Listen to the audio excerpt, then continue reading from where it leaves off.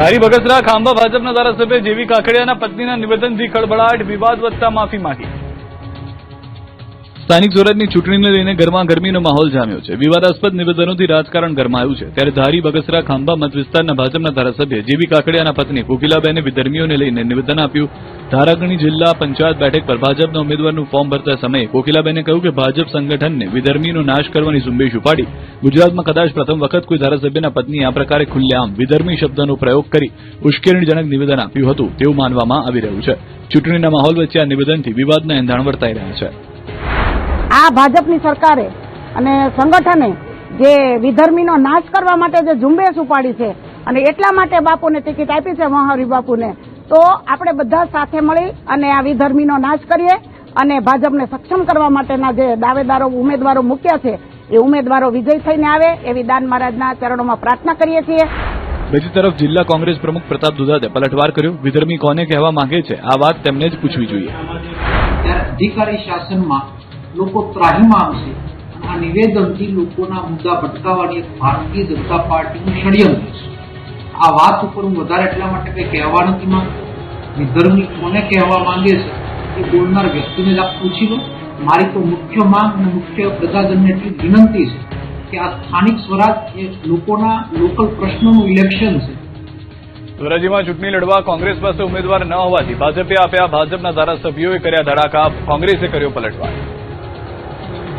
સ્થાનિક સ્વરાજની ચૂંટણીને લઈને ધોરાજીમાં રાજકારણ ગરમાયું છે. જેતપુરમાં આયોજિત ભાજપના એક કાર્યક્રમમાં ધારાસભ્ય મહેન્દ્ર પાડલિયાએ કોંગ્રેસને લઈને ધડાકો કર્યો.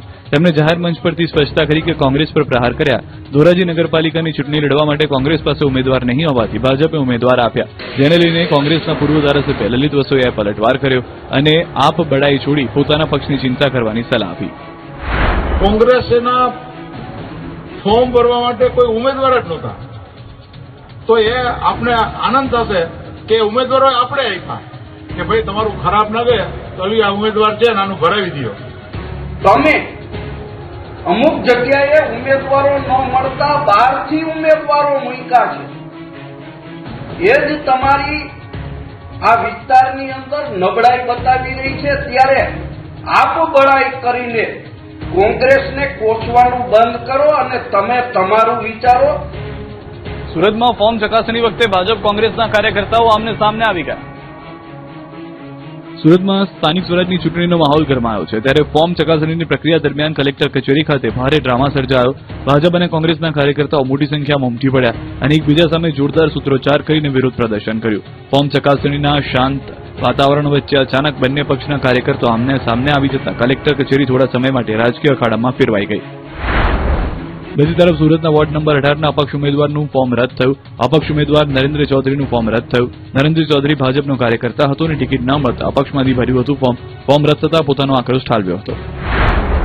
આ બાજુ સુરત મહાનગરપાલિકા ચૂંટણીમાં કોંગ્રેસ માટે વોર્ડ નંબર 10માં વિવાદ સર્જાયો, જ્યાં મહિલા ઉમેદવાર દુર્ગાબેન નિષાદનું ઉમેદવારી ફોર્મ રદ થયું. દુર્ગાબેને દુર્ગાવતી નિશાળ વોર્ડ નંબર 10માંથી ફોર્મ ભર્યું અને ફાઇનલ યાદીમાં તેમનું નામ પણ સામેલ હતું, પરંતુ પક્ષ દ્વારા સમયસર મેન્ડેટ જમા ન કરાતા તેમની ઉમેદવારી પર સંકટ ઉભું થયું. અમદાવાદમાં ચૂંટણીને લઈને ભાજપમાં ડખા થયા. સ્થાનિક સ્વરાજની ચૂંટણીને લઈને ફોર્મ ચકાસણી થઈ ગઈ છતાં ટિકિટને લઈને ટકટક બંધ નથી થઈ રહી. અમદાવાદમાં ભાજપમાં આંતરિક વિખવાદ ચરમસીમા પર છે. ઇન્ડિયા કોલોનીમાં 25 લાખમાં ભાજપની ટિકિટ અપાઈ હોવાનો દાવો થતા ખળભળાટ મચી ગયો. સોશિયલ મીડિયા વોટ્સએપની પોસ્ટ વાયરલ કરી. ભાજપ કાર્યકરોએ વોટ્સએપ ગ્રુપમાં બળાપો ઠાલવ્યો. સમગ્ર મુદ્દે ઉમેદવાર ઘનશ્યામ બારોટે સ્પષ્ટતા કરી કે 25 લાખ અમારી પાસે હોત તો કોર્પોરેશનની ચૂંટણી કેમ લડી રહ્યા હોત. તો અમદાવાદ કલેક્ટર કચેરીમાં ફોર્મ ચકાસણી સમયે કોંગ્રેસે હોબાળો મચાવ્યો. કોંગ્રેસ નેતા શાહનવાઝ શેખે વાંધો ઉઠાવ્યો.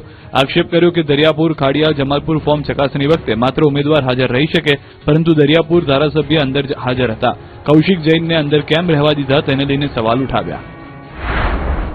સ્થાનિક ચૂંટણીને લઈને શહેર ભાજપ વિરોધી લાગ્યા પોસ્ટર, ચૂંટણી બહિષ્કારની ચીમકી. સુરત શહેરમાં ચૂંટણીનો માહોલ જામ્યો છે, પરંતુ શહેરના એક ખૂણે લોકશાહીના પર્વનો ઉગ્ર બહિષ્કાર થઈ રહ્યો છે. ઉત્તરાયણ વિસ્તારમાં આવેલી ગોકુળ પાર્ક 2 સોસાયટીના રહીશોએ તંત્રની ઉદાસીનતા અને રાજકીય પક્ષોના પોલા વાયદાઓથી કંટાળીને આગામી ચૂંટણીમાં મતદાન ન કરવાનો મક્કમ નિર્ણય લીધો છે. ગોકુળ પાર્ક 2 સોસાયટીના રહીશોએ રોડ નહીં તો વોટ નહીંના નારા સાથે આવનારી ચૂંટણીનો બહિષ્કાર કર્યો. સોસાયટીના પ્રવેશદ્વાર પર લગાવાયેલા બેનરો દ્વારા તમામ રાજકીય પક્ષોના ઉમેદવારોને પ્રવેશ પર પ્રતિબંધ મૂકવામાં આવ્યો. અને ભાજપ, કોંગ્રેસ તથા આમ આદમી પાર્ટી સામે ખુલ્લો અસંતોષ વ્યક્ત કરવામાં આવ્યો. છેલ્લા 3 વર્ષથી બિસ્માર રસ્તાની સમસ્યાથી પરેશાન રહેવાસીઓને તંત્ર પર અવગણનાનો આક્ષેપ કરાયો. અનેક રજૂઆતો છતાં ઉકેલ ન મળતા સ્થાનિકોએ હવે કડક વલણ અપનાવ્યું છે. આશરે 350 જેટલા મતદારો ધરાવતી આ સોસાયટીના લોકો એક પણ મત ન આપવા સંકલ્પ કર્યો છે. આ તરફ વડોદરામાં પણ વિરોધની આગ ફાટી નીકળી છે. વડોદરાના ગોત્રી વિસ્તારમાં વોર્ડ નંબર 10ના ભાજપના મહિલા ઉમેદવાર અવની સ્ટેમ્પવાલા વિરુદ્ધ પોસ્ટર વોર શરૂ થઈ ગયું છે. આ વિસ્તારમાં ઉમેદવાર યોગ્ય નથી તેવા પોસ્ટર લાગ્યા. 4 રસ્તા ઉપરના સર્કલ ઉપર બેનર લગાવવામાં આવ્યા છે, જેમાં અવની સ્ટેમ્પવાળાના ફોટા ઉપર ચોકડી મારી નીચે લખ્યું છે કે ઉમેદવાર યોગ્ય નથી. આ ઉપરાંત અન્ય એક બેનર પર લખાયું છે કે વિસ્તારમાં એટલો પણ વિકાસ ન કરો કે લોકોએ કાદવમાં રહેવું પડે. સ્થાનિક ઉમેદવારોની પસંદગી નહીં થતા સ્થાનિક કાર્યકરોમાં રોષ ફાટી નીકળ્યો છે. અમદાવાદમાં પણ વિરોધના સૂર ઉઠ્યા છે. શહેરના અસારવા વિસ્તારની 7 થી વધુ ચાલીમાં ભાજપ વિરોધી પોસ્ટર લાગ્યા. શહેરી વિકાસ મંત્રી દર્શના વાઘેલાના વિસ્તારમાં પોસ્ટર લાગતા ચકચાર મચી ગઈ. કમળનું ફૂલ અમારી ભૂલના લખાણ સાથે પોસ્ટર લગાવી લોકોએ વિરોધ કર્યો. ખાનગી બિલ્ડર્સના લાભ માટે ભાજપના મળતિયાઓ દ્વારા ખાનગી મિલકતો પર જબરજસ્તી કબજો થઈ રહ્યો હોવાનો આક્ષેપ કર્યો. આ લોકોએ ચૂંટણી બહિષ્કારની ચીમકી આપી. વિરોધના દ્રશ્યો સુરેન્દ્રનગરના છે. સુરેન્દ્રનગર મહાનગરપાલિકાના વોર્ડ નંબર 5માં લોકોએ પ્રાથમિક સુવિધાના અભાવે વિરોધ કર્યો.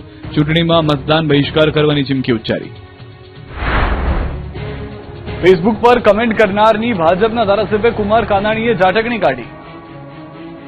સુરત મહાનગરપાલિકાની ચૂંટણીના પડઘમ વાગી રહ્યા છે, ત્યારે વરાછાના ધારાસભ્ય કુમાર કાનાણી અને આમ આદમી પાર્ટીના કાર્યકર્તાઓ સામસામે આવી ગયા.